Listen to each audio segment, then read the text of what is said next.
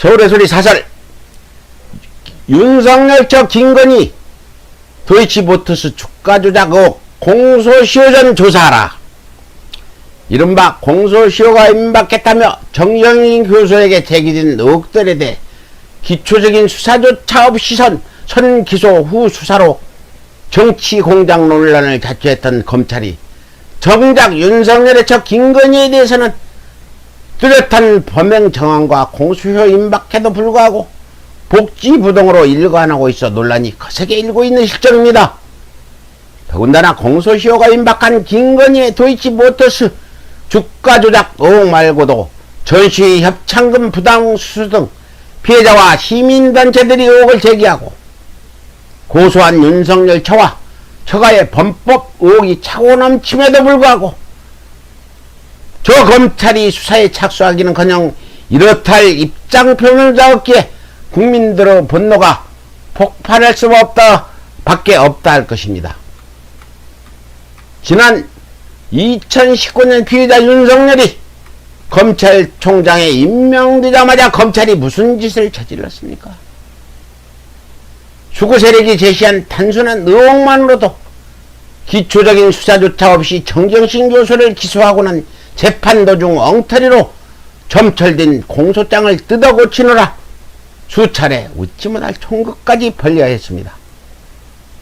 이토록 여당 인사들에 관련된 의혹에 대해서는 이렇다 할 수사조차 없이도 무조건 기소 먼저 하고 보는 초유의 촌극까지 자행하는 검찰이 의혹은 물론 정황 증거까지 뚜렷한 김건희의 주가 조작 의혹에 대해서는 남을 나라 방치하며 공소시효 만기만을 기다리고 있으니 공소시효 만기로 그것도 한두 건도 아닌 무더기로 무혐의 처리를 받은 나경원의 전체를 밟는 것 아닌가 하는 국민들의 불만이 거세질 수밖에 없을 것입니다.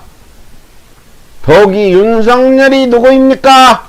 비록 조작 가능성이 농후하다고는 하나 지난 8일 여론조사 결과에서는 이미 야권을 대표할 만한 거물급 정치인이 되었다 할 것입니다. 즉 이를 정치적인 관점에서 다시 논하자면 윤석열의 정치적 인지도와 유상이 대한민국의 대권을 바라볼 만큼 높아졌다면 그에 상응하는 정정 절차 또한 보다 면밀하고 철저해야만 마땅합니다.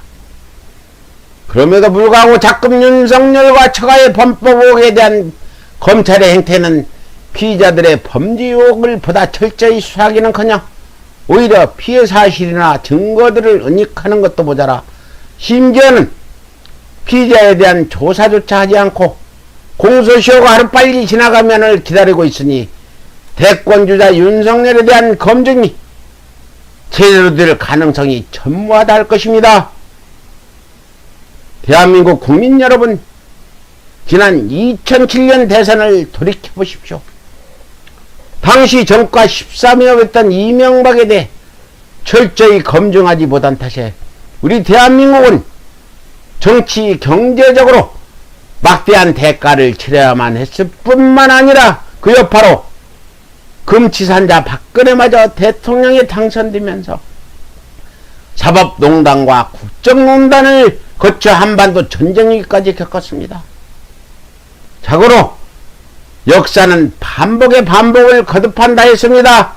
다시 말해 우리 대한민국 국민들이 검찰의 중류로 인해 지어준 일가 사기꾼 공범 윤석열에 대해 철저히 검증하지 못한다면 우리 대한민국은 또다시 전과 14번 이명박 금치산자 박근혜로 말미암은 국가적 위기를 또다시 거듭해서 겪게 될 수밖에 없을 것입니다.